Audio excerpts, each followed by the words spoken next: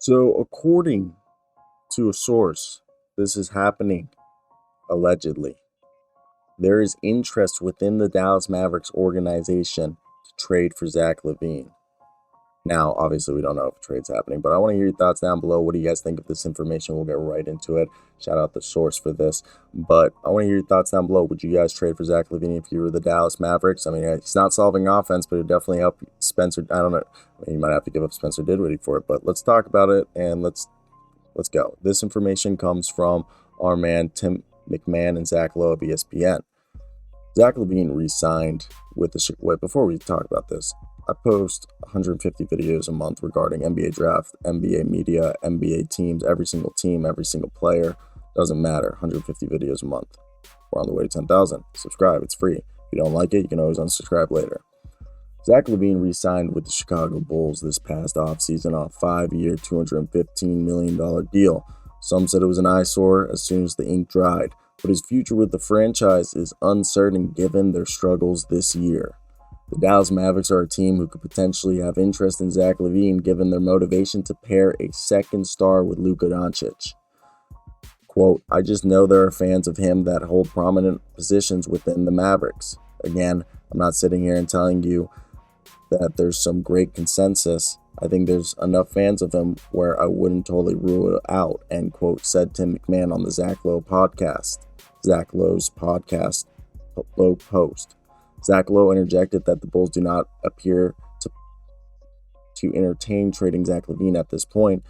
The trade value of Zach LaVine, given his contract and injury history, is a bit difficult to gauge, as well as they stated. But he's making 37.09, same money that Luka Doncic is making. So immediately, the way they could get this deal done is by doing Spencer Dinwiddie and Tim Hardaway Jr. But if I was the Mavs, I'd be like, I'm not trading Spencer Dinwiddie. What I would do is, I don't know how you could get this done, but obviously, depending on the picks that they have available, which I think the Mavs have a few, they didn't lose all of them, they could trade Davis Bertans, Christian Wood, and let's say Dwight Powell. Those are all 2 expiring contracts. Davis Bertans a bad one, so if you really wanted, if they didn't want Davis Bertans' contract, the other deal you could do is Reggie Bullock, Dwight Powell, and Christian Wood, and that would get you there. And then you attach 2 first-round picks. Now, the reason why if this happens this season, you get Wood and Powell, who are 2 expiring contracts, and the only contract you have to worry about is Reggie Bullock, and it's only 10.4, so you could easily move that again. But if this were to happen in the offseason, Wood and Powell are expiring, so it wouldn't be able to happen. Davis Bertans still on the roster. Bullock and Kleba are still on the roster. So you look at this, you think of a deal, maybe it could be Reggie Bullock, Kleba, and maybe you attach,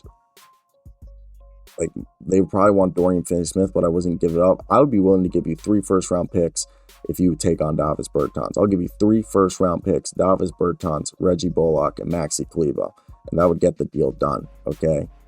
Yes, you get Maxi Kleba and Davis Bertans for a very long time, but you got yourself some shooters at least. That's one way you could look at it. But look, Zach LaVine, I just need to make sure that he's still the same guy. His stats are across down the board, and there's just concerns that what if this is due to the injuries and he just lost that athleticism that, we all, that made him special. And is there an ability to play defense? Jason Kidd's a good defensive coach, so if there's anyone who's going to get him to play defense, it'd be Jason Kidd, but I don't know if he's going to be able to get someone like Zach LaVine, who's never tried a defense, and he's literally allegedly being called out in the locker room over it and still isn't playing defense. So at that point, I don't even know how you get a guy who's that inept at wanting to play defense.